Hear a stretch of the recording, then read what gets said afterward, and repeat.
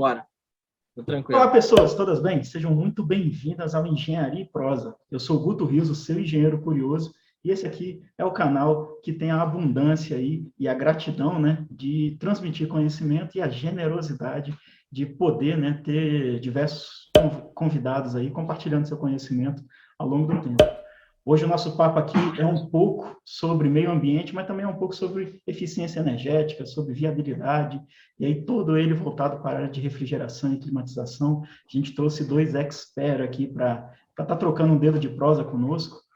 Primeiro, Felipe e Jorge, gratidão aí, cara, pelo carinho, pelo acolhimento que vocês tiveram para o canal, gratidão pela predisposição de tempo aí, de estar aqui conosco, de compartilhar e dividir um pouquinho do conhecimento. Espero que seja muito proveitoso, sejam muito bem-vindos ao canal. Queria que cada um se apresentasse um pouco para a nossa audiência, né? E depois a gente começa o dedinho de prosa sem problema algum. Acho que sinta-se à vontade em se apresentar e sejam muito bem-vindos. Maravilha. Obrigado, Guto. Vamos fazer aquela coisa chique, eu apresento ele, ele me apresenta. Aí fica bonito. Boa ideia. Olha lá, né? Então, aqui do meu lado é o Jorge, ele é meu pai, mas acima de tudo, né? A gente tem que reconhecer a parte importante primeiro, mas ele é o fundador aí, original da Recigás, ele tem mais de 35 anos de experiência no mundo dos fluidos refrigerantes, já participou aí de vários projetos, tanto do PNUD, né, do Programa das Nações Unidas para o Desenvolvimento, quanto de faculdades internacionais sobre meio ambiente, especialmente focado em refrigerante. E hoje ele continua sendo aí o grande consultor aqui, referência para a gente no mundo dos fluidos refrigerantes para esse gás aqui, conhecedor de tudo. Quem me ensinou aí praticamente 99,9% do que eu sei desse mundo. Maravilha. Parabéns, seja bem-vindo, Jorge. Obrigado por receber a gente, é uma honra e um prazer, tá, Guto? Nada, que é isso. Vou começar agradecendo a sua gentileza, a sua insistência, porque a gente vive um momento tão complicado, e muito obrigado por todo esse apoio. Bom, o Felipe já disse que era meu filho, então eu vou só repetir para confirmar. E acho que ele está, hoje em dia, sabe mais do que eu. Ele está levando a empresa com muita sabedoria e a outro patamar. Eu talvez tenha algum conhecimento de gases ainda, sobretudo porque estão fazendo, nesse setor, uma brincadeira com todo mundo. Estão mudando de gás a cada segundo e a cada momento. Tudo dizendo que é para o bem do meio ambiente, quando o gás que é lançado como ecológico, de repente, está sendo phase out porque tem um poder de aquecimento global brutal. E é isso aí, eu fiz muita coisa, fui consultor do PNUD, sou membro da CB55, da BNP, e estamos aí. Trabalhando e ralando bastante, né? Cara, queria começar, cara, que vocês contassem assim um pouco, primeiro do que a Recigás atua, né? Como que ela atua, cara? E qual a importância da gente ter em relação aos gases de refrigeração, né? Então, hoje você tem um amplo espectro aí de uso de gases, né? Às vezes até com o pessoal da área técnica, principalmente retrofit, né? Máquinas mais antigas, se adapta, se não adapta, já vi algumas adaptações no mercado, algumas um pouco bem-sucedidas, outras nem tanto. Então, queria que você contasse da atuação e a gente já começasse a entrar nesse enfoque aí dos gases. Boa. Assim, a Recigás existe com o propósito de não deixar ninguém jogar fluido refrigerante na atmosfera, né? Aí, Guto, já vou fazer um parênteses aqui, ó. Eu acho que a gente tem a liberdade aqui de usar a palavra gases porque é o que é mais comum, mas teoricamente a gente devia chamar de fluido refrigerante, né? É que tem uma galera mais técnica que é mais rigorosa com os termos, né? Então, o chique é fluido refrigerante e o nosso cotidiano a gente chama de gás e está tudo certo. Se entende, né? Mas, exatamente. A gente toma essa liberdade poética aí pelo excesso de intimidade, vamos colocar dessa forma. E o nosso propósito é esse, é não deixar nenhum gás de refrigeração ir para a atmosfera, por vários motivos. O primeiro deles é por causa do meio ambiente. O segundo é pelo aspecto financeiro, porque eles valem dinheiro, eles custam muito caro para a gente produzir, né? E o terceiro é porque é um grandíssimo desperdício e a gente é contra desperdício, né? É desperdício de tempo, dinheiro e recursos naturais que eu acho que cada vez menos a gente tem esse espaço. Então, a Reciclados nasceu com esse propósito. A gente trabalha com ele de várias maneiras, né? A primeira maneira é que a gente compra fluidos refrigerantes contaminados de quem não quer mais, seja por qualquer motivo. A gente faz a regeneração, principalmente, né? A nossa atividade principal é a regeneração dos fluidos refrigerantes para colocar eles exatamente igual a novos. Aí a gente tem todo um aspecto do que é a regeneração, por que ela é diferente da reciclagem e por que essa regeneração ela funciona muito bem, que a gente pode entrar aí no nosso papo para abordar.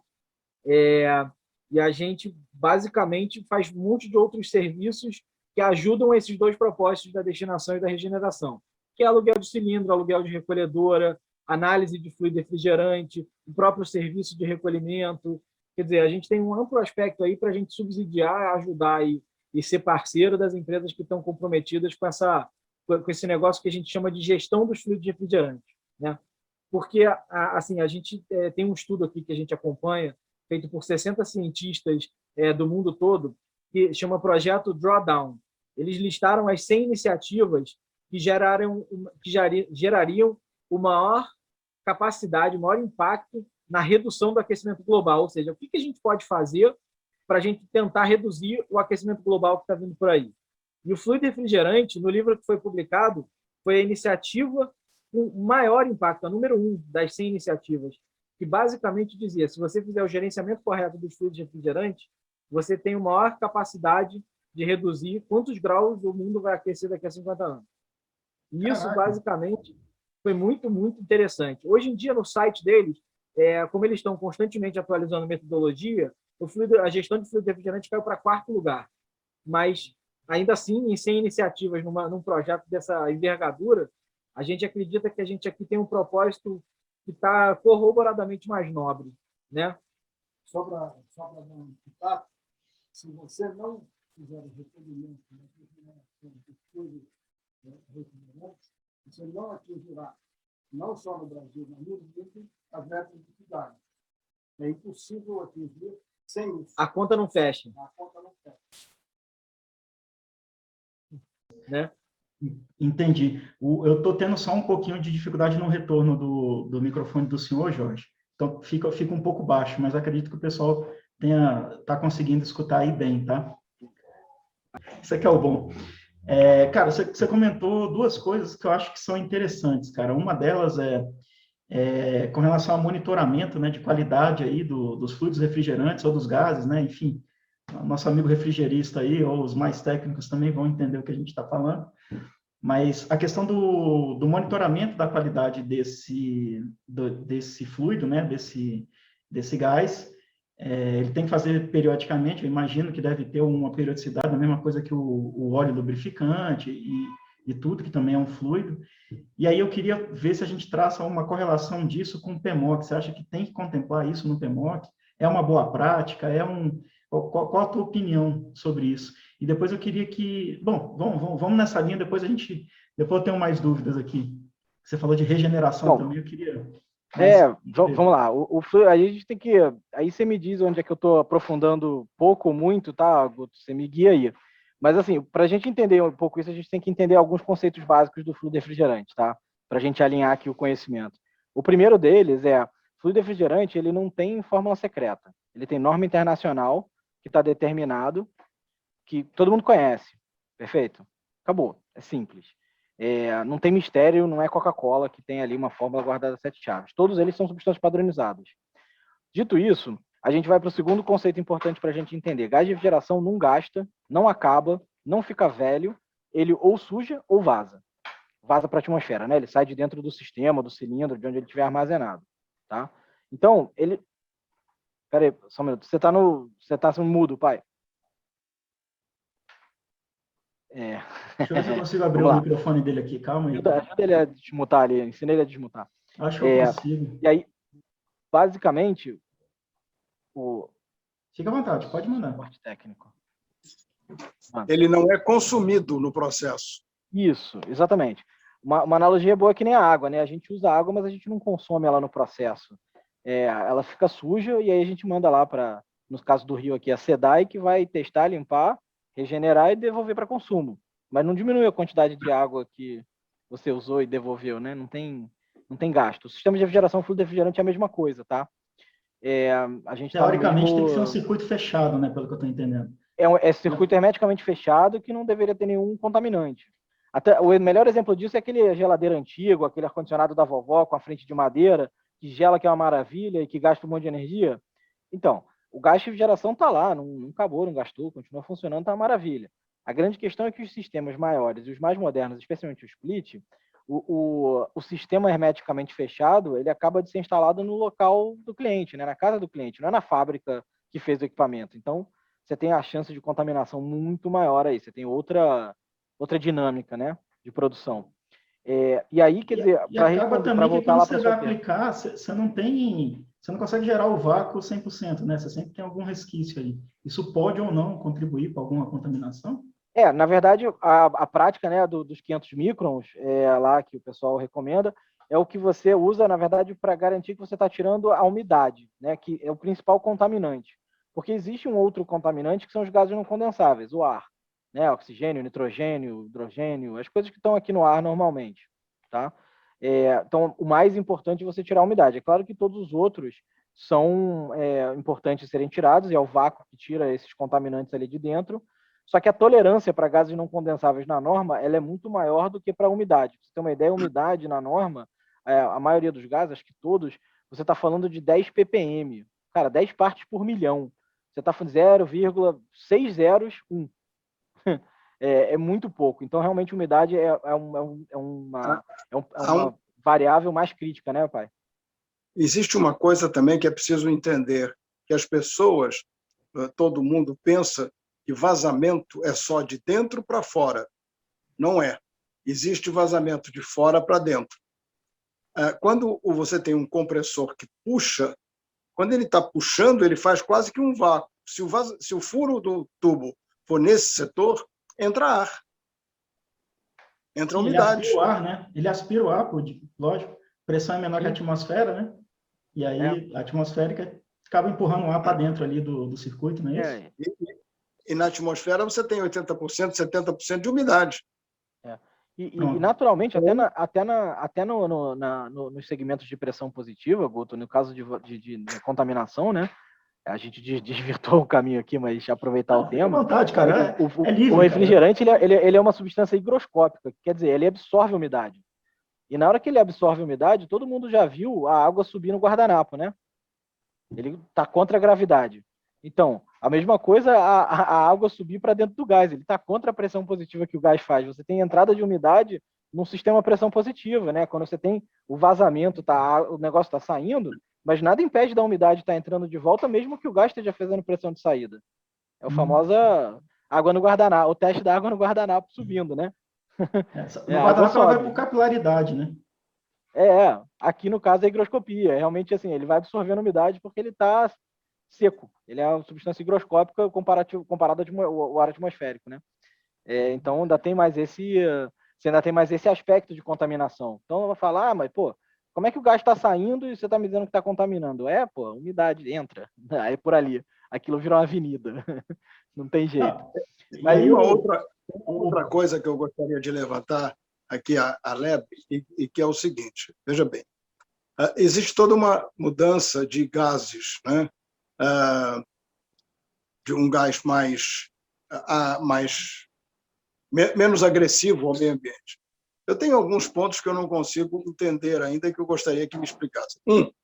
O gás dentro da máquina, ele absolutamente não agride ninguém. Ele só agride se você jogar ele na atmosfera. Ou, por outra, jogar fora. Mas fora da o quê? Fora de onde? A atmosfera está virando um lixão.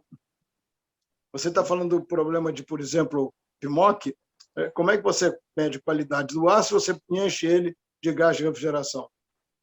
Além do mais, estão começando a usar fluidos inflamáveis. Se você põe esse fluido inflamável na atmosfera, aí o negócio é melhor, vira fogo de artifício. Que vai pegar fogo, explosão. A gente tem um monte aí de aspecto dos fluidos refrigerantes para a gente colocar. Mas só para não deixar, pai, antes de a gente entrar nesse ponto aí, que acho que é bom da gente abordar, eu só queria não deixar a pergunta do Guto lá não respondida lá no início. Senão a gente sai aqui, vai para um monte de lugar e deixa a pergunta aberta. Eu fico nervoso com pergunta aberta. É o toque no Mas permite, né? Exatamente. Mas, basicamente, Guto, o PMOC e o plano de quando é que você tem que efetivamente monitorar ou trocar ou mexer no gás, você está falando de normas super hipergenéricas. O que você, na verdade, precisa é de boas práticas no sentido de, olha, monitoramento. Porque, como eu te falei, se você não tiver contaminação, não tiver achado por que teve alguma contaminação, não tem por que você fazer a troca. Porque, como eu falei, ela não gasta, ela não acaba, ela só fica suja. Então, como é que a gente sabe se você tem qual é o índice, o grau de contaminação que ele pode ter tido? Bom, você sabe o histórico de manutenção. Então, se tem qualquer coisa no teu histórico de manutenção que te fez abrir o sistema por algum motivo, você tem um risco de contaminação. Nessa hora, você tem que avaliar pelo tamanho da carga se é melhor você fazer uma análise do gás ou se você já, por prerrogativa, deveria substituir ele para garantir que você tem um novo ali, um dentro da norma, né? Então, efetivamente, você precisa ter esse discernimento. Então, o PMOC poderia vir, sim, ajudar a dar as diretrizes básicas para criar um critério de avaliação por parte dos técnicos para você fazer isso. Por prerrogativa, você deveria, sim, ter uma troca periódica em qualquer sistema que foi aberto por algum tempo, porque a chance de contaminação é muito grande, por qualquer motivo de abertura do sistema, né? Então, a boa prática é tipo a teoria do trocar o filtro secador, porque você acha que ele já passou muito tempo lá, né? É trocar o óleo lubrificante do motor sem você saber se ele efetivamente está gasto ou está comprometido, né? Então, cara, boas práticas para a gente fazer. É melhor prevenir do que remediar. Tem duas perguntas aí que eu gostaria de responder. Uma, um gás pode ser regenerado todas as vezes que você quiser. Hein, Jorge, deixa eu só fazer um link aqui, cara, que o PMOC, ele alinha todas as práticas aí de manutenção do teu sistema.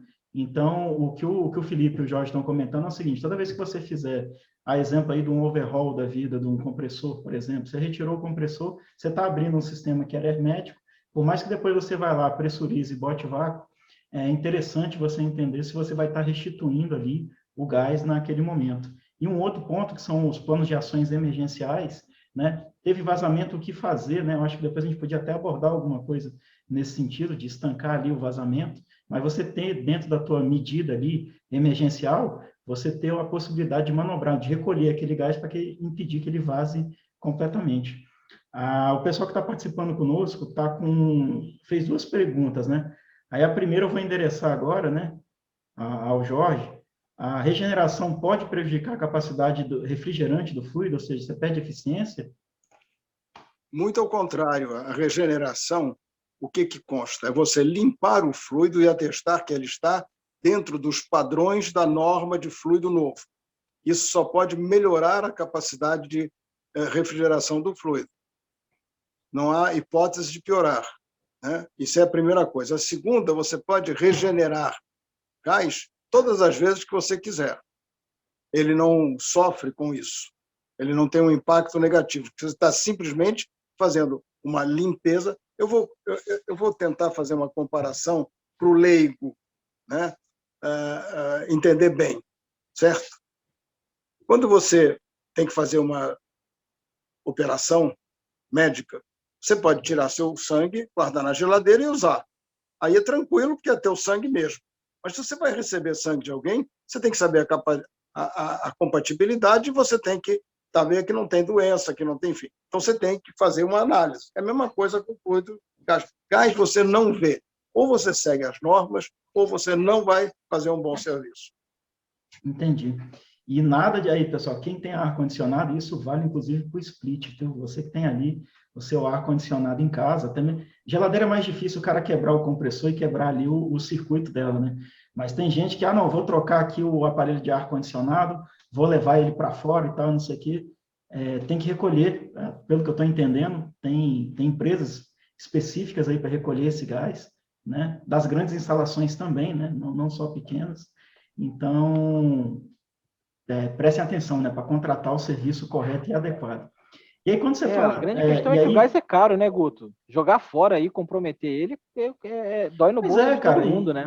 E tem uma galera com um discurso muito bom, cara, de preservar o meio ambiente e tudo, aí na hora que vai mexer no split lá, estoura o negócio, vazou e fica por isso mesmo. Não, cara, O... tem que ter É isso consciência, mesmo, né? Eu vi uma outra pergunta aí, Guto, que eu acho muito boa. É uma pergunta sobre mistura de gases. Deixa o Guto fazer a pergunta aí, porque o pessoal que está assistindo a gente, pai, ele não vê a pergunta. Então, deixa o Guto puxa as perguntas para a gente. Desculpa. Mas fica à Não, vontade, cara. tranquilo. Estão perguntando aqui, né, o que acontece se houver mistura de gases, né, de forma equivocada. Então, Pois é. dois É, fluidos refrigerantes, né, que teoricamente é, cumprem a mesma função, mas eventualmente podem ter composições distintas, né? é uma Fica à pergunta vontade. excepcional, porque o que acontece no mercado? Você tem fluidos frigoríficos, gases de refrigeração, que são uma substância única. O 22, o 134, todos aqueles que começam com 4 ou 5, na realidade, são uma mistura de gases. Vou dar um exemplo para você mais objetivo. No Brasil, a nossa gasolina tem 25% de álcool.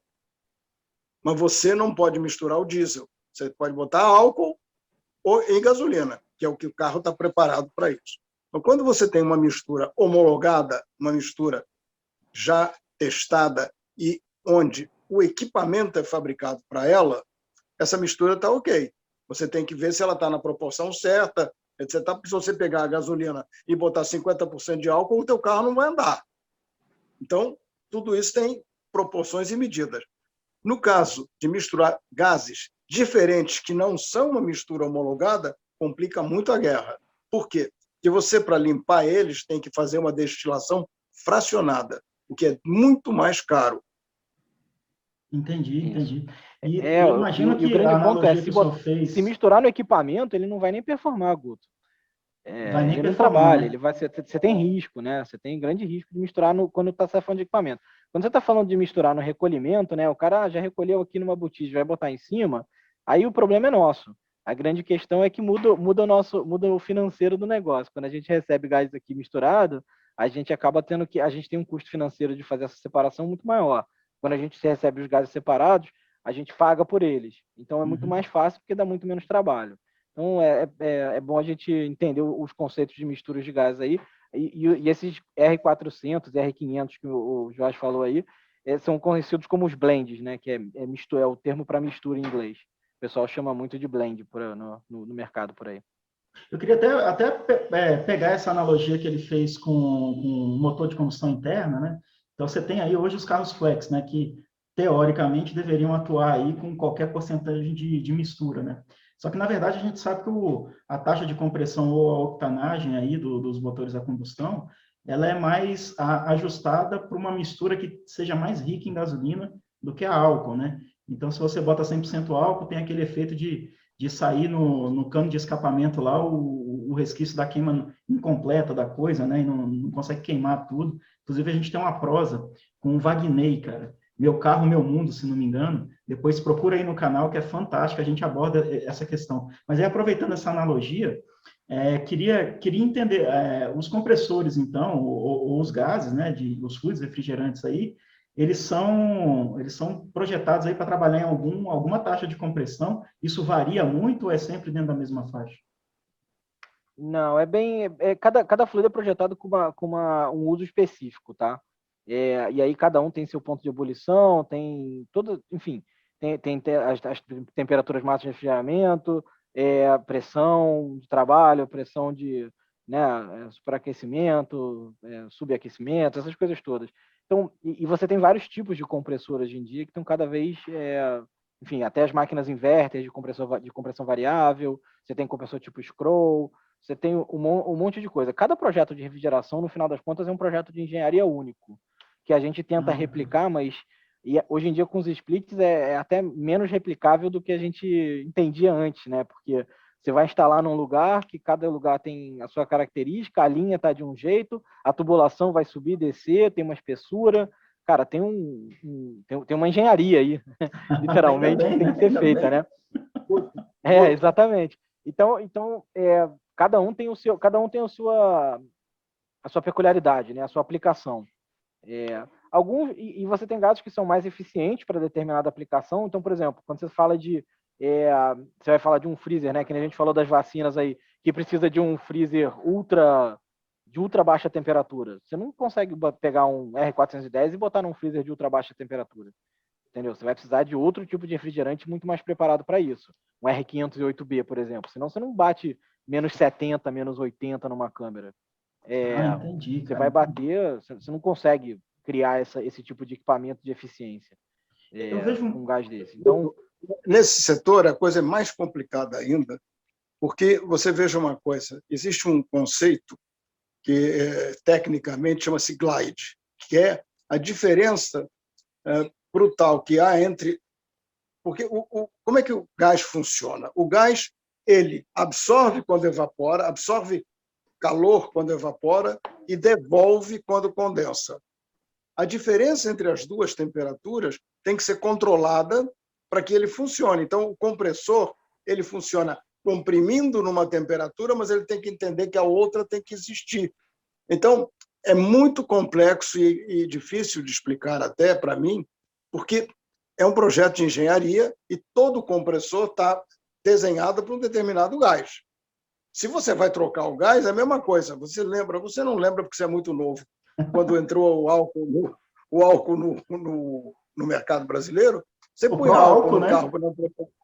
Pelo amor de Deus, começava a explodir tudo que é lado, não andava, um inferno. Né?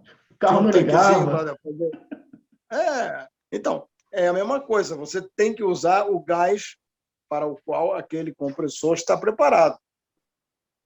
Não, isso é importante. Entra, inclusive, nessa performance, né? E aí, por que eu estou perguntando isso? Porque muitas vezes o pessoal ou não entende, ou tem alguma... É um pouco leigo, né? Os sistemas mais complexos não tem muita gente leiga mexendo, né? Nos mais simples, que a gente vai para o split aí você tem, cara, Deus, mundo e o Raimundo, né? Sem pejorativo nenhum, né? Mas todo mundo acaba mexendo ali e às vezes não tem esse conhecimento e acaba pegando, sei lá, tinha um determinado tipo de gás, o cara vai e coloca outro gás porque eu estava sobrando de uma outra coisa, enfim, né? Começa a fazer isso.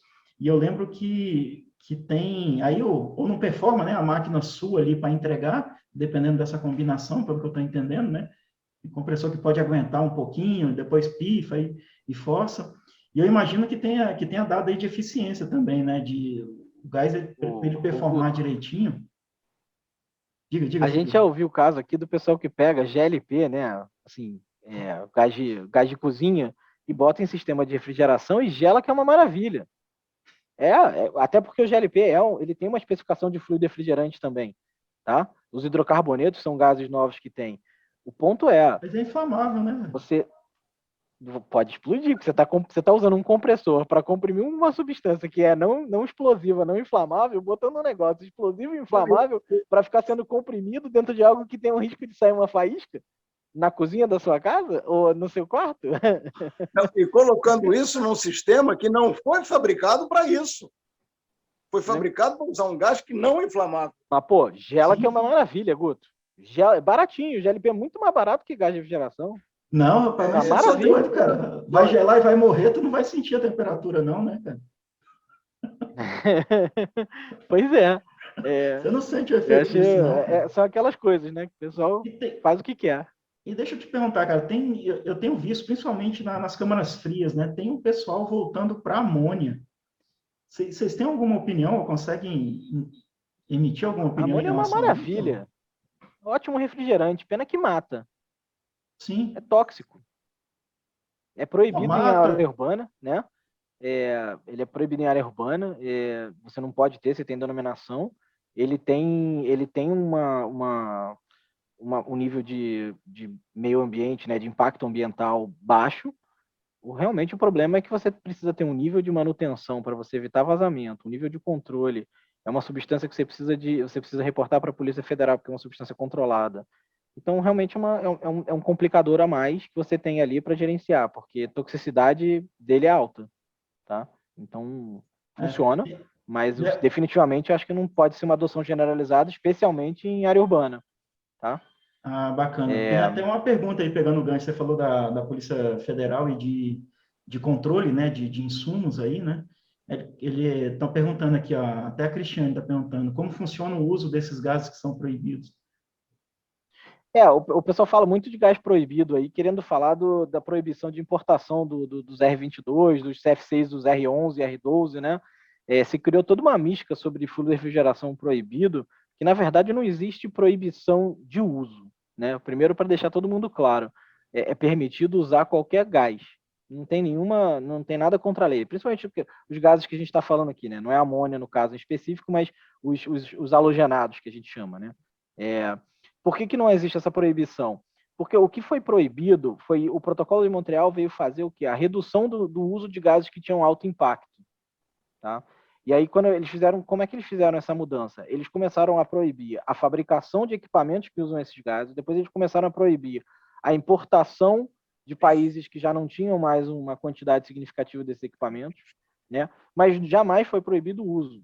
Tanto que a gente tem clientes hoje, por exemplo, o R12 e o R11, que são gases que são proibidos a importação e proibida a fabricação desses equipamentos, a gente tem clientes hoje que usam esses refrigerantes. O que eles fazem? Eles conseguem ter uma manutenção preventiva e preditiva num nível que não tem vazamento. E eles fazem o recolhimento e regeneração com a gente, conseguem manter o equipamento funcionando perfeitamente porque não tem perda. E se não tem perda, ele viabiliza o fim da vida útil do equipamento dele, sem que ele tenha que fazer um investimento de milhões para poder efetivamente fazer um retrofit ou qualquer coisa assim, usando um fluido R11 e R12. Isso já estamos falando de muito tempo. Então, não tem, na verdade, gás proibido, né? Existe proibição de importação e existe proibição de fabricação lá fora, porque nem fabricação existe no Brasil. Tá? Todo o fluido refrigerante que existe no Brasil é importado, 100%. Tá? Então, é importante a gente depois entender aí com a galera, se a galera tiver mais dúvida e tal, a gente pode abordar, mas isso, não tem gás proibido. Vai acabar o R22, vai acabar, como é que vai acabar? Quando é que vai sair? Tem que sair trocando desesperadamente? Não, ó. Cara, a onda de phase-out, de ir restringindo as importações e de quando é que não vai ter mais no mercado e vai ajustar o preço, cara, vai começar a reduzir daqui a pouco para reduzir a quantidade que a gente pode importar. Então, a gente está num momento, por exemplo, onde a gente está travando cota e daqui a alguns anos a gente vai começar a reduzir o percentual de importação que pode acontecer. Então, falta bastante tempo aí para a gente começar a sentir o impacto da redução do R22, que é, por exemplo, o mais comum aí desses gases que estão saindo de curso hoje, tá? Não, e isso é importante, porque tem que dar destino também para ele, né? O que você faz com ele depois que ele está? Você não pode soltar na atmosfera, você tem que dar destino. E aí é um dado importante para quem tem a instalação um pouco mais antiga.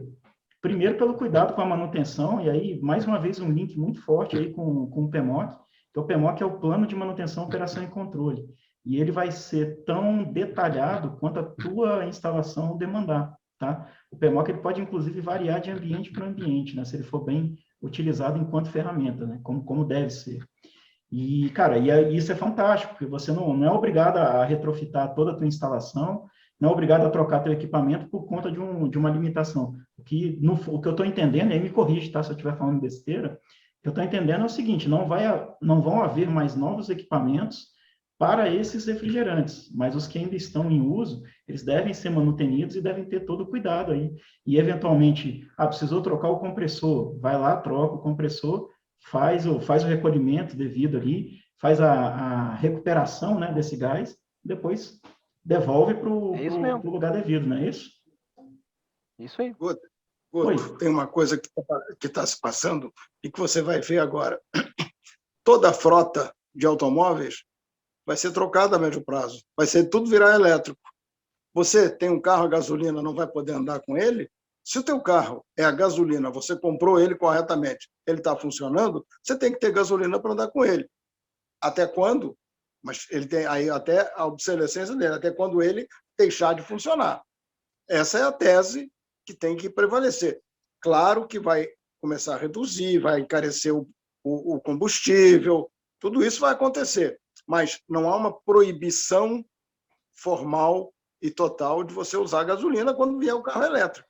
Só vai acontecer na medida em que os carros a gasolina realmente saírem completamente do seu prazo de validade. E é difícil, o que é muito tem exploração de petróleo, você tem toda outra infraestrutura para receber esses carros elétricos. A gente teve uma prosa para condomínio, cara, que começou a aparecer um ou outro carro aí, e aí, simplesmente, o condomínio, o cara não tem, o condômino lá não tem como carregar a bateria do carro, né? Vai Então, botar tomada na garagem, né? Quem paga essa conta? pois é, não, aí tem umas coisas esdrúxulas do cara comprar um grupo geradorzinho, né? Daqueles pequenos, para ligar na tomada, botar no carro, então ele gasta lá o combustível para carregar o carro, sabe? Vai usar o petróleo que ele não deixou de usar no carro. Pois é, então. Então, O acho que petróleo tem. no carro não estava sendo que estava sendo usado no carro. Qual é a diferença? Quer dizer, é isso que eu estou dizendo. Isso tem que levar tempo, tem que ser uma coisa organizada. O que é interessante aí, Guto, nesse critério, é que acaba a gente podendo usar o PMOC como ferramenta para entender qual é o tamanho da vida útil do investimento que eu fiz em cada equipamento, né? Assim, do tipo, quando a gente fala de split e tal, acaba que a conta fica mais difícil de fazer porque são equipamentos mais simplificados, mas na hora que você vai para uma escala um pouco maior, para uma questão lá, você vai para um hospital, você vai para um shopping center, você vai para um data center, você vai para um processo industrial de óleo e gás ou de plástico, da indústria petroquímica, a indústria farmacêutica, por exemplo, você está falando de processo industrial, onde você tem chiles, onde o frio não é conforto humano, o frio é processo industrial, né? E aí que a engenharia entra dentro dessa questão. Como é que você pode usar o PMOC para esses equipamentos que são mais críticos e mais importantes e que precisam ter sua vida útil aumentada o máximo possível? Porque hoje o que a gente mais vê é fabricante querendo botar obsolescência programada nessa história. Né? Por quê? Porque tem que vender mais equipamento. A gente até que tem uma tecnologia hoje em dia que, cara, ajuda muito a gente ter coisas que duram muito mais. A pergunta é, tá todo mundo trabalhando para essas coisas durarem mais? Quando os equipamentos são da cadeia crítica, né, que é o que o pessoal fala data center, enfim, você citou alguns aí, cara, cadeia crítica, o cara tá ali, o PMOC dele é quase com um sistema integrado de gestão com valor agregado, tá, cara? Então, aí, ele começa a se preocupar em realizar manutenção preditiva, né, que é predizer quando determinado componente ou determinada parte do teu sistema ali vai falhar, e você agir antes disso, né, condensando aí todas as suas paradas em paradas programadas. Porque o que mata dentro da indústria são as paradas não programadas, né? Ou por defeito, ou por quebra, ou enfim, isso daí mata, porque mata a produção, desperdiça material, e tem N fatores aí que detonam dentro da indústria, quando ele é cadeia crítica, né? Ô, Guto, e você tocou no ponto-chave, cara, desculpa, eu te interrompi agora, Não, mas fica à porque vontade, um cara. ponto tão importante, que é o seguinte, cara, o nosso trabalho aqui na Recigás e a gestão de fluido refrigerante como um todo, independente até da Recigás, mas como um todo, ela não existe se não tiver manutenção preventiva e preditiva. E o que a gente menos vê hoje, infelizmente, no mercado de refrigeração é manutenção dessa natureza. A gente só vê corretiva. E quando está na corretiva, o gás já vazou, o cara não tem tempo de recolher, porque recolher demora, o cliente quer que faça logo, aí ele não vai. Geralmente é um equipamento pequeno, aí o cara não leva, não está com a recolhedora preparada, porque não tem 10 recolhedoras para ficar carregando, o cara não está com o cilindro preparado para poder fazer. Quando você tem a manutenção preditiva e a preventiva, você tem a parada programada, o cara já sabe, ele tem o tempo de fazer o trabalho como deveria. Ele pode analisar e achar e prever o que vai acontecer, que ele sabe o que vai acontecer e poder fazer o trabalho com realmente uma redução de custo. Então, o trabalho de gestão de refrigerante na manutenção corretiva, infelizmente, não existe, ele não é viável, ele não cabe dentro desse pensamento, né? E o que mais acontece no Brasil é a gente ver o pessoal de manutenção tendo contratos e uma visão de que quanto mais o equipamento quebrar, mais ele vai ganhar dinheiro. E o cliente acha que quanto mais quebrar, mais ele vai gastar com manutenção. E devia ser o contrário, devia ter um raciocínio que é o seguinte, quanto menos quebrar, mais dinheiro o técnico vai ganhar, porque ele tem que trabalhar para manter manutenção do equipamento funcionando, e não manutenção do equipamento quebrado, né? Sim. Felipe, você me perdoa, mas veja bem, nós estamos justamente num programa falando de uma coisa que é tudo a ver com prevenção e preditivo, PMOC. O PMOC é plano de quê? Plano de manutenção, operação e controle. Plano de manutenção é exatamente o quê? Preventivo e preditivo. Senão, não tem sentido. Que plano é esse? É o plano de corrigir aquilo que você não sabe quando vai acontecer? Isso não existe. Exato. Muito bem colocado. Você tem uma ideia, e aí dados de literatura, né? Quando você migra o teu perfil de manutenção saindo de corretiva para preventiva, e eu estou falando preventiva periódica, né? Então, ó, tantos ciclos, ou de tantos em tantos meses, ou enfim, você vai trocar ou vai fazer qualquer coisa, só essa alteração, que é um planejamento mínimo que você tem que ter, cara, você reduz 27% do teu custo de manutenção, né? O teu OPEX lá, para os financistas aí de plantão, chama OPEX, né? Que são as verbas, né? Para operação Sim. e manutenção. Operational Expenditures. O cara tá bom, tá afiado no inglês. Então, só isso daí tu economiza 27%. E o que a gente tem que entender é que, olha só, para você botar uma determinada edificação, um determinado sistema em pé, isso é em torno de 20% do ciclo de vida dele, cara. Então, ou seja, 80% do desembolso não está na compra, na aquisição, que é onde as pessoas focam. Lá você tem um desencaixe momentâneo ali de recursos financeiros. Ah, não, vou comprar um Chile, vou botar 1 milhão só aqui. Essas certificações de prédio construído aí que a gente vê, que o pessoal dá o selo na entrega, eu tô para ver alguém dar o selo na vida útil, porque, cara, é o que você falou, tá bom, nos 20% mandei muito bem nos 20%. Agora, quem tá valendo meus 80%? Pois é, e os 80% é o que vai gastar mesmo, cara. Então, você pega uma redução de 27%, isso é extremamente significativo. Isso só de você adotar uma boa prática. Se você adotar um PMOC, mudando as corretivas só para as planejadas, e aí eu estou falando, cara, bota por mês, por semana, entendeu? Nas atividades críticas, você já tem um ganho absurdo. Agora, as preditivas, que é quando você fala em preditiva, você fala em sensoriamento e você fala de monitoramento, tá? E aí, monitoramento, seja de análises periódicas de qualidade, para saber como que está se portando ali os teus insumos, por isso que eu perguntei a questão se faz sentido, né, fazer periodicamente isso, e até, assim, adorei a resposta, que é o seguinte, faz sentido se você tiver intervenção dentro do teu circuito. Ele é hermético, se por algum motivo ele não é mais, então ele faz sentido ali você ver se ele contaminou ou não, ou se a contaminação não foi tão bem-vinda ali, né? Eu acho que o Jorge, inclusive, comentou, tem uma redução significativa de eficiência, né? Se há uma contaminação. Sim, porque exatamente, porque no final das contas o refrigerante ele é o Uber da carga térmica, né? Ele que carrega a carga térmica de um lado para o outro. O ar-condicionado não faz frio, ele tira calor de um lado e joga para o outro. E aí o cara que carrega essa carga térmica é o fluido refrigerante, eu brinco que é o Uber da carga térmica. Se ele tiver contaminado, ele não vai estar carregando toda a carga que ele pode a cada ciclo de compressão e expansão. O que vai acontecer? Você vai ter que, para você poder entregar o mesmo frio, ou seja, carregar a mesma carga térmica, vai ter que fazer mais viagem. Para fazer mais viagem, quem vai ter que entrar mais? O compressor. O compressor vai entrar mais, vai consumir mais energia, porque quem consome energia aí não é nem a expansão, é a compressão. E aí, quer dizer, você vai ter que entrar um sistema que vai trabalhar sobre muito mais pressão, tá certo? Porque ele vai estar muito mais sobrecarregado para ele poder fazer o mesmo frio, porque, cara, o carro do Uber ali, amigo, já deu. tá com rolamento ruim. Entendeu? Pois então é isso. Se você tem a contaminação, você tem esse problema aí, você tem perda de eficiência, cara. E acaba reduzindo a vida útil, a vida útil presumida, né? Então, sei lá, era para durar. Exato. Você pega aí o fabricante, eu estava vendo um grande fabricante da falando assim, você tem que fazer o overhaul, que é a revisão geral aí, né? A reconstituição geral do teu compressor a cada 3 anos, ou não sei quantas 1000 horas aí de ciclo. Então, se você tiver com ele exacerbado, né, o uso dele ou as pressões desbalanceadas, provável que não vai ser 3 anos, vai ter que fazer em 2, vai ter que fazer em 2,5, às vezes 1 ano. Então, e aí você não faz, você tá com ele desbalanceado, não faz ele no 3 previsto, e aí, amigo, já quando você vai fazer, o custo é o quádruplo, né? Pois acaba quando às vezes não dá para salvar.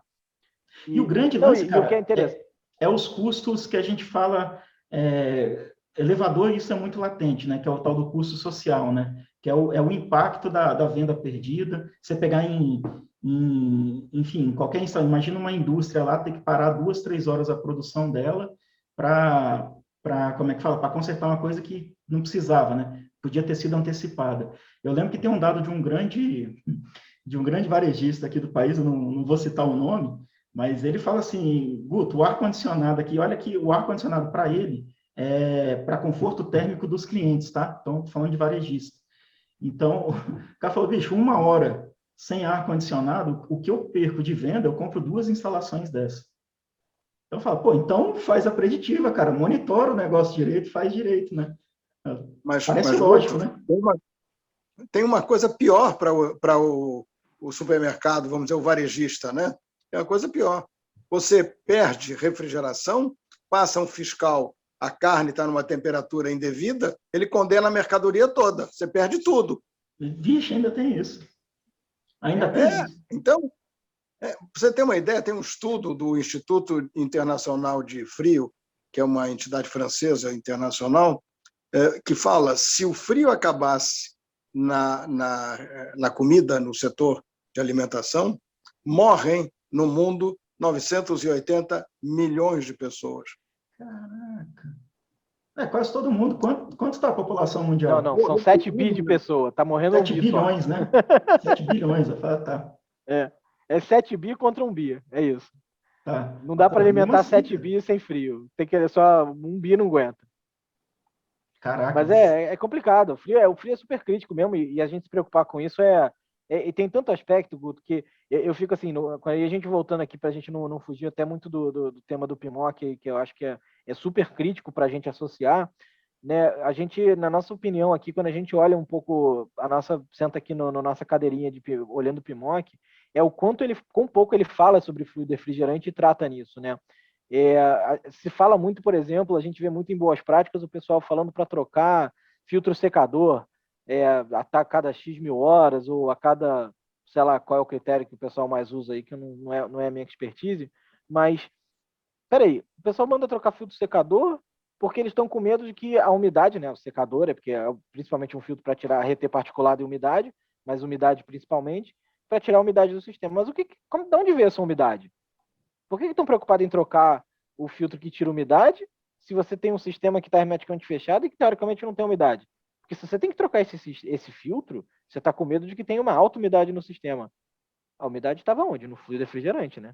E aí você não vai trocar o fluido refrigerante? Vai botar ele de volta?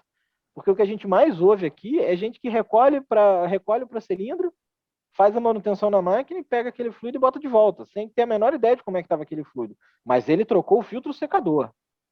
Isso ele trocou. Entendeu? E o cara não sabe como é que estava a mangueira, se a mangueira estava suja, se o cilindro estava sujo, quanto de óleo veio naquele gás. Ah, não, eu usei um separador de óleo. Pô, menos mal, porque senão você vai botar óleo e lubrificante sujo de volta na máquina, ainda vai completar com mais óleo novo, e aí você vai ficar com quanto de óleo? E aí, à medida que você tem problema de óleo, cara, o óleo, ao longo do tempo, ele é um isolante térmico por natureza, mas ele pode começar a se depositar nos trocadores de calor, né? Nas paredes do trocador de calor, tipo um colesterol. E aí você, de novo, tem outro motivo para perda de eficiência de troca de calor e energia. Por quê? Porque você tem um excesso de óleo, ou um óleo que está já desgastado, porque você botou o novo, mas tirou todo o antigo que estava lá no refrigerante.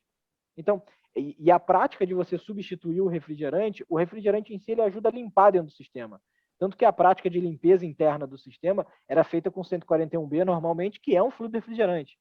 Então, o próprio fluido refrigerante, ele é um ótimo agente de limpeza interno, que é necessário para você remover esse acúmulo de colesterol e de qualquer outra coisa que tenha lá, né? Esse óleo lubrificante depositado nas paredes dos trocadores, né?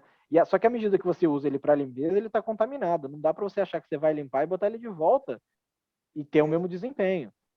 Então, até só o mero simples recolhimento do fluido refrigerante para você fazer qualquer manutenção no aparelho é um ato de limpeza. E quando você está fazendo esse ato de limpeza, você botar ele de volta, não dá para você achar que você não vai carregar as impurezas de volta, né? Então, você está ali, fez uma limpeza maravilhosa, uma manutenção maravilhosa, e está botando um rolamento comprometido de volta na tua roda ali, no teu motor, entendeu? Vai continuar ruim, né, velho?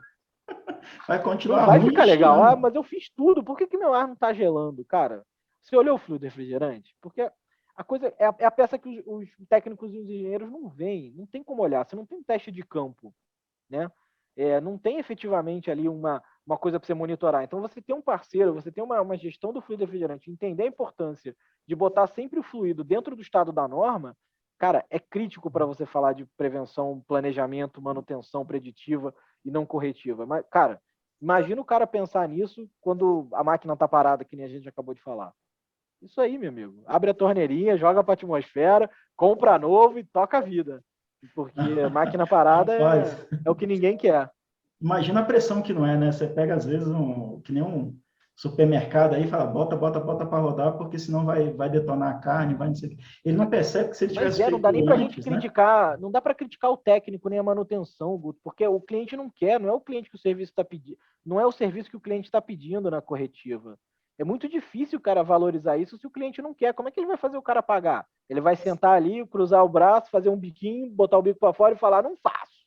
Só faço se for direito. A gente está no, né? Mas, O mercado manda eu outra coisa. imagino, cara, porque o cara tá ali na pressão, né? A obrigação dele é restituir o sistema o mais rápido possível, né? Dependendo do local, então.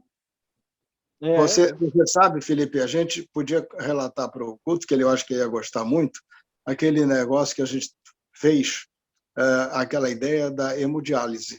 Você tem máquinas críticas que você, se parar o frio, para, por exemplo, uma indústria. E são geralmente equipamentos grandes. Então, o que você pode fazer? Você pode regenerar, tirando o gás da máquina, limpa e reinjeta o gás. Na medida que você fizer isso com quantidades proporcionais que não afetem muito o funcionamento da máquina, você vai acabar fazendo isso o gás inteiro e você limpa ele perfeitamente com a máquina funcionando. Eu chamei de hemodiálise para você entender o conceito. Entendi. Você retira um pouco, faz a recuperação dele, aí devolve, depois retira outro pouco e vai recuperando. Você, na verdade, cria uma linha paralela, né? Não precisa nem necessariamente você tirar um pouco, você complementa com uma linha paralela e você fica fazendo esse processo de limpeza online ali, né? O inline. Porque a grande questão é o seguinte, é que o processo de limpeza, ele não é um processo de destilação, tá? Não é um processo quimicamente sofisticado ou tratamento sofisticado. Não tem, a técnica não tem um grande segredo. O grande segredo é você fazer isso economicamente viável, né? Mas a coisa mais importante de toda é você ter o laboratório com um químico para você poder analisar todos os parâmetros que você precisa, né? Com os equipamentos para você analisar os parâmetros. E como eu te falei, você vai analisar um parâmetro de 10 ppm de umidade numa amostra de um fluido refrigerante. Quer dizer, você precisa de um equipamento com a medição para isso. Você precisa da balança que tem lá. Vai ter 5 casas decimais. Você precisa do Carl Fischer que vai ter o negócio. Você precisa de um cromatógrafo para medir a outra variável. Quer dizer, você tem uma inteligência para viabilizar isso aí, para que o trabalho que você acredita que foi feito durante o processo, de fato, entregou o resultado. Você poder botar o quê? O nosso CRQ ali na reta, né? O nosso Conselho Regional, porque não é CREA, né? Não é o CRM também, mas é a mesma coisa, quer dizer, é a gente botar ali um certificado de garantia de que a gente sabe que aquela substância está dentro do parâmetro e da forma que deveria estar para aquele processo de engenharia, né? É quase que como se fosse, eu fico brincando que é a medida. Não adianta você comprar uma peça lá, um eixo que está o diâmetro, a bitola, o material, a dureza, o negócio. Você sabe, o cara consegue medir, mas o gás de refrigeração tem as mesmas medidas, só que não dá para fazer no olho, tem que fazer no laboratório. Tinha um professor que falava, no olho só ramela, no olho só ramela. O resto, isso aí, todo o equipamento exatamente. específico. Tem até uma pergunta aqui, durante o recolhimento, pode ocorrer perda por vazamento. Aliás, existe alguma forma de evitar esse vazamento do gás? Isso quando for fazer o recolhimento dele? Então, né? Exatamente. O que é interessante aí, começando pela segunda pergunta de evitar o vazamento? Um dos maiores motivos de vazamento é furo, né? Só que onde está esse furo e como é que esse furo surgiu? Porque eu tenho certeza absoluta que todos os engenheiros de refrigeração, de engenheiros dos equipamentos de refrigeração, não projetaram um equipamento que fura sozinho, né? Que ele fura por livre e espontânea vontade com uso. Você vai falar de desgaste por fricção, você vai falar de desgaste por alguma reação química, né? E aí, quando você fala disso, tudo bem, eu botei no fricção aí, pode ser uma violência maior da fricção. Mas, sim, é por aí. Obviamente, pancada e a fricção ali, o atrito, né? Dentro do sistema interno, você só tem um compressor que está gerando atrito para alguma coisa. Você não tem mais nada ali gerando uma grande questão. Só que o compressor está desenhado para o atrito ficar ali dentro, então ele não vai se furar, na teoria, né? Ele foi pensado nesse desgaste. Então, sobra para a gente as reações internas. E aí, o que acontece? A coisa que mais provoca vazamento, no final das contas, é gás contaminado. E gás contaminado com o quê? Com umidade. E por que essa umidade é o maior agente de vazamento? Porque, basicamente, essa umidade, à medida que passa o tempo e o compressor, junto com o óleo lubrificante, ela vai criar acidez. Essa acidez vai começar a corroer as partes de borracha, as partes plásticas. E, em paralelo a essa acidez, você ainda pode gerar, com um índice alto de umidade, corrosão também nas partes metálicas. Então, você tem aí a umidade não só podendo virar acidez para corroer mangueira, o-ringue, e por aí, e partes plásticas e outras coisas, mas efetivamente a umidade gerando corrosão interna. Então, no final das contas, se você consegue manter o seu fluido refrigerante em dia, junto com o óleo lubrificante do compressor em dia, a chance de você gerar corrosão e acidez, cara, você reduz significativamente a chance de você ter vazamento. Né, interno, né? Assim, sem nenhuma pancada, vai. Você está falando então de. Pode falar. Não, eu imagino só assim, que tem, né? O cara carrega a ferramenta, vai para um lado para o outro, e você comentando agora, até com gás contaminado aí, que vai ter uma alteração na taxa de compressão ali do equipamento, você deve exacerbar aí o efeito vibratório. Então, às vezes, o monitoramento da vibração desse teu sistema pode ser um dado sensível aí. Vai vibrando, a junta começa a abrir mesmo, aí, cara, dana tudo, que nem diz um amigo nosso. Exatamente. Eu chamei, talvez. Não, eu sou economista, né, Gu? Dá um desconto aqui que a gente foi aprendendo na prática, vai. Mas eu chamei essas coisas todas de fricção, mas deve ter um nome mais apropriado. Mas é isso, de fato, assim, né, essa força física aí e tal, de ficar desgastando todo, seja porque o compressor está vibrando, ótimo exemplo, né? Nem usava ele, acho que você gostei, vou adotar, obrigado. Mas é isso, toda essa parte mesmo de física de pancada. Então, uma maneira de você evitar o vazamento é realmente você manter em xeque, né? Você ter o controle, fazer a gestão do fluido refrigerante lá dentro, para você não ter esse tipo de consequência. Isso mitiga, assim, cara, muita coisa vazamento, né? Você fica mais suscetível a... Você está numa praia lá, você está usando uma serpentina de alumínio ou de cobre, você está sujeito a maresia, né? Se você não tratar corretamente, você vai ter corrosão de fora para dentro. Aí realmente é outra maneira que você tem que fazer para poder cuidar. Mas quando a gente pode falar que, na maioria dos casos, quando você não tem um agente externo atuando ali para causar outro tipo de corrosão ou reação, você tem essa maneira de você controlar. Então, é uma coisa super importante. E aí, né, para falar de perda por vazamento, uma outra coisa que a gente faz aqui, que é uma atividade que está dentro do nosso propósito de não deixar gás para a atmosfera, a gente fabrica contraste ultravioleta, que é um dos sistemas que a gente acha mais pertinente, ou, aliás, o único pertinente para fazer prevenção de vazamento mesmo. Por quê? Porque o contraste ultravioleta nada mais é do que um líquido fluorescente que ele é feito na mesma base do óleo lubrificante, tá? Dos compressores. Ele é totalmente inerte e ele basicamente é essa base do óleo lubrificante que tem micropigmentos ultravioleta. Então, o que ele é? Ele, na verdade, é uma tinta do óleo do compressor. Ele pinta o óleo do compressor e deixa ele fluorescente e reage à luz negra. Por que é um sistema inteligente? Porque primeiro você vai botar ele quando a máquina está funcionando em operação, antes de você ter um vazamento, antes de você achar que tem um vazamento. Por quê? Porque ele vai fazer o quê? Ele vai circular pelo sistema, porque mais ou menos 20% do óleo do compressor fica suspenso no fluido refrigerante, né? E aí ele vai circular, então o óleo circula e lubrifica o sistema inteiro. À medida que você tem esse óleo pintado, você deixa de ter a obrigação de ver uma quantidade enorme de óleo que é visível ao olho nu e você passa a ter uma lanterna com um líquidozinho que vai pegar microvazamento de até 7 ml no ano. Então você imagina vazar 7 ml de óleo no ano, é nada, é um epoclerzinho assim, daquele pequenininho, sabe? E você consegue fazer o quê? Você consegue fazer preventivamente, passar essa lâmpada ultravioleta pela área externa do sistema, antes de qualquer parâmetro seu de controle acusar uma variação de temperatura, de performance. Antes do cliente sentir que o ar não está gelando, né, leigamente, sim. Você pode passar a lanterna, ver um brilho e, cara, opa, eu já sei que ele tem um problema. Antes de você sentir uma perda de rendimento. Porque a maioria dos vazamentos o pessoal só identifica quando o quê? Quando a máquina não está performando em algum parâmetro. Normalmente temperatura, mas em algum parâmetro de controle que você possa ter, né? E aí, quer dizer, você tem ali uma inspeção visual que você pode tirar uma foto, mostrar. É extremamente relevante isso quando você está apresentando para um cliente, né? Você ter essa capacidade de mostrar ali visual, tirar uma foto. é uma maneira muito boa de você pegar um vazamento muito antes dele acontecer. Você não tem que ficar, né? Porque quais são as alternativas de achar vazamento? Bom, vazou tudo. Aí, cara, vazou todo o gás. O contraste não adianta botar nada agora, porque você tem que ligar a máquina, dar carga de gás, dar óleo e tocar ele. É uma opção. Mas não é para isso que ele serve, porque senão o cara só chega no vazamento quando vazou tudo. Aí o que ele vai fazer? Vai pressurizar com nitrogênio e passar a bolinha de sabão? É uma metodologia, mas vai ter que desmontar. Tem lugar que é pouco tempo para a gente fazer isso e olha o que você já perdeu de gás.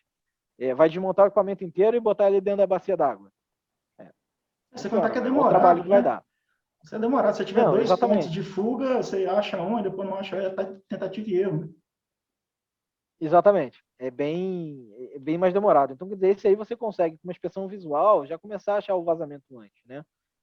E não tem, ele é completamente inerte ao óleo, porque ele é feito da mesma base do óleo do óleo compressor. Então, basicamente, o que você está fazendo é isso, é pintando esse óleo, não alterando em nada as características dele, e você consegue ter um controle maior desse vazamento, né? Especialmente, imagina nos casos que você tem vazamento intermitente. Então, é muito comum, por exemplo, no automotivo.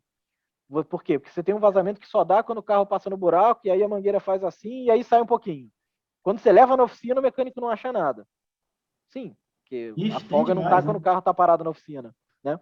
É demais. Você pode pensar a mesma coisa do trem do metrô, o trem aqui da Supervia, que são 2 clientes nossos. Você pode falar de container frigorificado, você vai falar de caminhão frigorificado para transporte de alimentos. Quer dizer, se a gente só aplicar essa ideia da intermitência como detecção de vazamento para o contraste, ele por si só já tem um mérito enorme aí de redução de tempo e de achar vazamentos que não tem outra metodologia para você fazer, para você replicar e o vazamento e achar ele, né? Porque deve ser na barato, intermitência né? vazou um pouquinho, marcou, caro. Quando você leva na oficina vai ver. Eu imagino que não seja caro também, então, e tá ali, né? Não, é super barato, barato. Você tem uma ideia, uma dose de contraste para um carro normal, né, ou um split até a 12.000 BTUs aí com uma linha curtinha, você está falando que não vai custar R$ 3,50.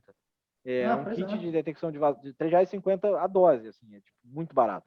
E um kit de detecção com a lanterna, a bateria, um dia você não está falando de R$250, R$200, entendeu? São valores que quando você vai ver só o valor da carga de gás de qualquer equipamento desses, você nem pensa 2 vezes. Se você bota a conta da mão de obra, então, aí você esquece. Aí se você vai falar ainda do nitrogênio para pressurizar o sistema para achar o vazamento, aí a conta piora ainda. Não, e outra, não deixa vazar para a atmosfera, né? Que é o nosso maior receio, né? E está alinhado com o propósito. E aí detona tudo, né, cara? O efeito estufa desses gases é alto quando na atmosfera, e aí eu vou parafrasear o nosso amigo Jorge, ele falou, quando na atmosfera, porque dentro do sistema ele não faz mal para ninguém, né, cara? Dentro do sistema ele é útil para a humanidade. Exatamente isso. A gente precisa disso, né? Esse é o ponto. A gente não vive sem frio mais, né? Tá aí, pelo menos tem um bi de pessoa que não vive sem frio. Na comida, só o frio na comida. Então vamos cuidar desse bi. Imagina se a gente tirar o frio dos data centers, Guto. Ferrou, né? O mundo para. Hoje em dia, com o mundo remoto, aí, cara, o pessoal do financeiro mata nós, né? Mata todo mundo. Você sabe que esse negócio de data center é um negócio incrível. Você sabe o que o data center vai virar? Não. Um gerador de eletricidade. Por quê? Ele gera tanto calor que vai começar. Esse calor, estão pensando como vão aproveitar para transformar isso em energia. Usar energia térmica, né, cara, para expandir e tal. Exatamente. Uma turbina. Não, porque é ganha-ganha. Energia térmica não é pouca, não é muita. Por isso que eles devem estar voltando com as pesquisas no ciclo Stirling, talvez, né? Que é justamente esse aquecimento. Pode ser, não sei. Isso, é porque se você conseguir aproveitar essa energia, primeiro que você poupa a energia de não ter que esfriar. Segundo, que você pode pegar essa energia e tentar transformar ela em elétrica, né? Aí seria top, porque você está deixando de gastar para esfriar e ainda aproveitando, convertendo ela de volta para o que ela era.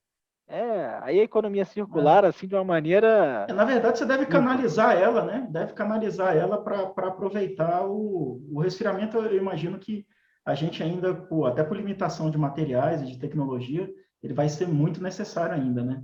Mas aí você canaliza, Sim. né, cara?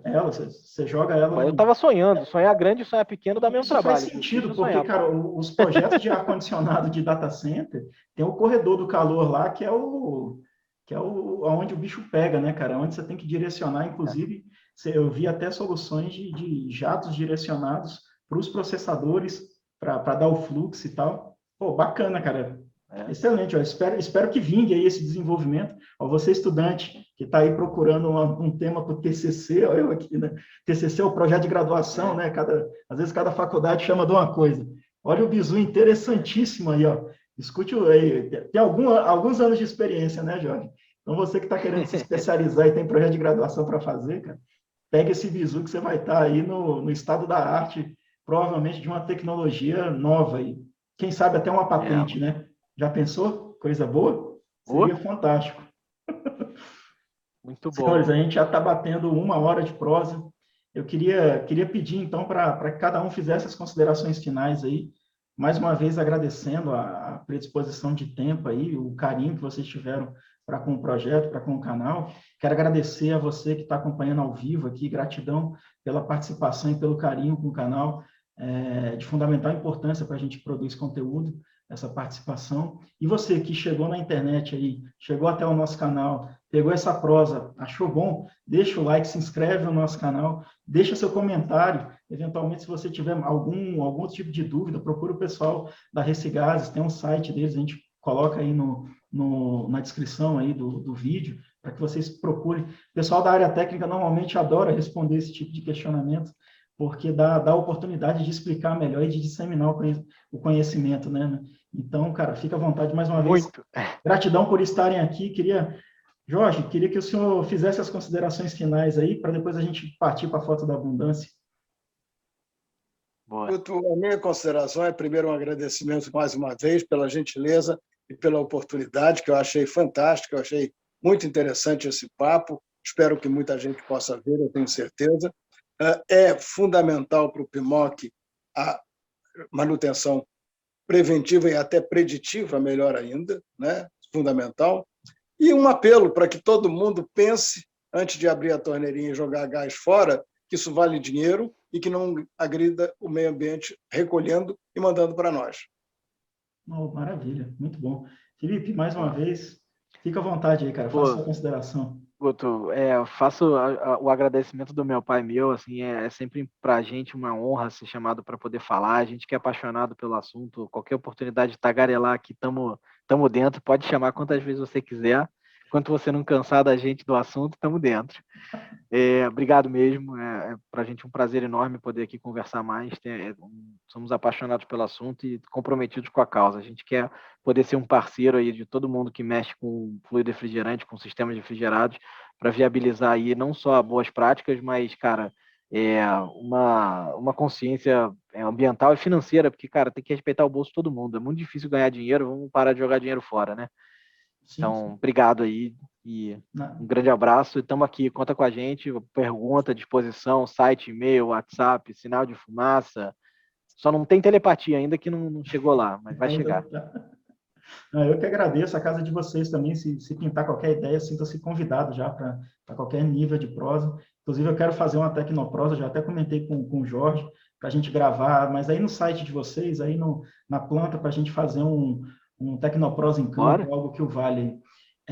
Vamos bater aqui a foto da abundância, mas antes eu queria só comentar. Esse ano a gente está trabalhando uma série de ciclos aí de PMOC, a gente vai rodar algumas das principais capitais aí do país, levando PMOC, levando termografia aplicada, que é o Termodan, realidade aumentada virtual e BIM, a gente vai estar levando esses assuntos da engenharia para grande parte dessas capitais do Brasil, né? 14 só na temática de PMOC. A Recigases vai estar conosco lá, assim como a GHS Brasil está conosco, é patrocinadora nacional desse ciclo de eventos, assim como a Eletrofrigor entrou conosco agora como patrocinadora nacional também desse ciclo de eventos. Então, expresso aqui a minha gratidão enorme por essas duas ou três agora, né? Agora 3 grandes empresas de coração, né? E que possam estar agregando cada vez mais e levando conhecimento para próximo de você aí que está nos ouvindo e que atua no campo. É um papel da engenharia aí no combate ao Covid. Lembrando que a gente sempre fala que a engenharia... Estamos dentro.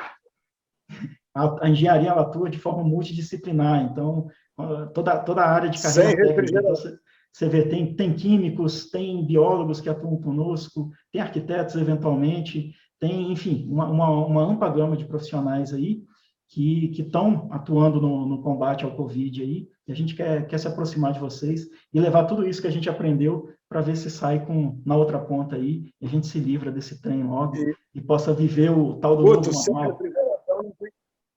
E, Guto, sem refrigeração não tem a vacina, viu? Sim, pronto. Total. Então, gente, a foto da abundância eu faço pessoal, mas aí com a mão aberta, assim, em frente para a câmera, para que a gente receba tudo o que de bom tem a vida para nos dar. Então, só olha para a câmera e sorri. Pronto. Depois o pessoal vai fazer um card, isso daí serve para divulgação do nosso. Eu chamo de foto da abundância e acaba ficando aí